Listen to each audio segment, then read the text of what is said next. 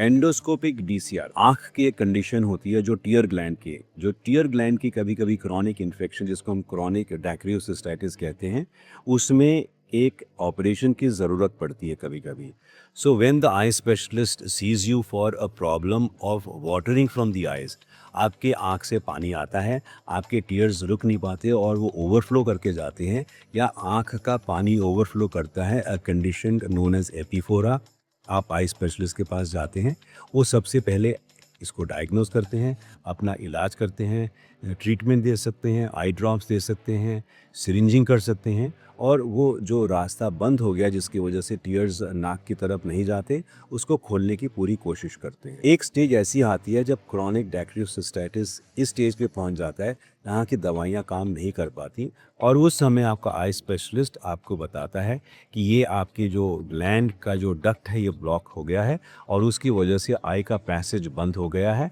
इसमें दवाइयाँ अभी काम नहीं कर रही और आपको ऑपरेशन की ज़रूरत पड़ेगी.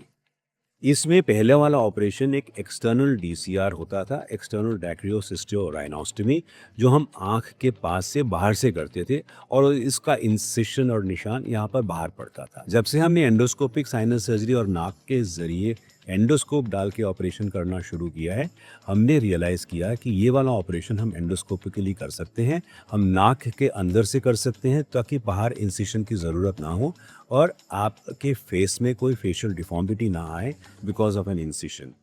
सो नाउअडेज फॉर प्रैक्टिकल पर्पसेस, अगर आपको डैक्रियोसिस्टाइटिस है और उसको ऑपरेशन की ज़रूरत है, इस ऑपरेशन को ज़्यादातर हम एंडोस्कोपिकली करते हैं. इसकी कुछ इंडिकेशंस और कॉन्ट्रा इंडिकेशंस हैं जो आपका डॉक्टर करने के पहले आपसे समझाएगा और आपको बताएगा कि ये ऑपरेशन इस तरह से क्यों किया जा रहा है. एंडोस्कोपिक डीसीआर आपके ईएनटी स्पेशलिस्ट जब करेंगे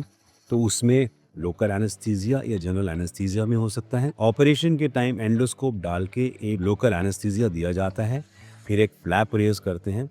फ्लैप रेज करने के बाद जो अंदर की हड्डी है, जो लेक्राइमल बोन है वहाँ पर, उसको थोड़ा सा क्लियर करके लेक्राइमल सैक को आइडेंटिफाई किया जाता है. लेक्राइमल सैक को बाहर से प्रेस करके अंदर से सर्जन देखता है कि हाँ वो सैक तक पहुँच गया है. उसमें इंसिशन दे के जो पस वगैरह एक्यूमुलेटेड होती है वो क्लीन करते हैं और इस सैक और डक्ट को खोल के एक स्टेंट, कभी कभी एक स्टेंट डाल के छोड़ देते हैं ताकि ये जो ब्लॉकेज थी, जो क्रॉनिक प्रॉब्लम थी, ये हमेशा के लिए ठीक हो जाए.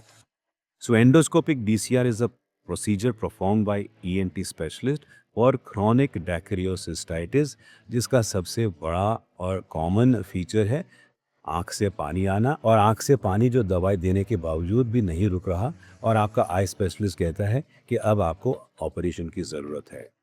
So the decision to do the surgery is taken between the patient and the eye specialist. The surgery is performed by an ENT specialist after discussing with the eye specialist and if required, making sure that syringing is no longer working for the patient. So इस situation में ENT specialist endoscopic DCR करके आपके अंदर का passage खोल के आपका जो प्रॉब्लम है उसको सॉल्व करने की कोशिश करते हैं.